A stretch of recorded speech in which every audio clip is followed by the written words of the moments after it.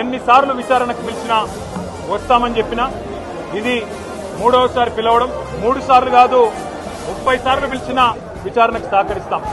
మా మీద కేసులు బనాయించి మమ్మల్ని ఇబ్బంది పెట్టి కమిషన్లు వేసి మమ్మల్ని ఏదో ఇబ్బంది పెట్టినంత మాత్రాన, వేధించినంత మాత్రాన ప్రజల తరపున ప్రశ్నించడం బంద్ చేస్తామనుకుంటే అది కాంగ్రెస్ ప్రభుత్వం యొక్క అవివేకం, అజ్ఞానం అవుతుంది తప్ప ఇంకోటి కానే కాదు. పెద్దలు కేసీఆర్ గారిని, పెద్దలు హరీష్ రావు గారిని కాళేశ్వరం కమిషన్ ముందు కూర్చోబెట్టి మీరు పైశాచికానందం పొందొచ్చు. ఇవాళ ఏసీబీ ముందుకి విచారణకు పిలిపించి కొంత మానసికంగా రాక్షసానందం పొందుతూ ఉండవచ్చు. అవసరమైతే అరెస్టు కూడా చేస్తారు కావచ్చు. కానీ ఒకటి పక్కా, తెలంగాణ కోసం గతంలోనే జైలుకు పోయి వచ్చిన వాళ్ళం. హైదరాబాద్ బ్రాండ్ ఇమేజ్ ను పెంచే ప్రయత్నంలో భాగంగా హైదరాబాద్ బ్రాండ్ ని కాపాడే క్రమంలో తీసుకున్న ఒక నిర్ణయం వల్ల మళ్లీ జైలుకు పోవాల్సి వచ్చినా భయపడేది లేదు. ఒకసారి కాదు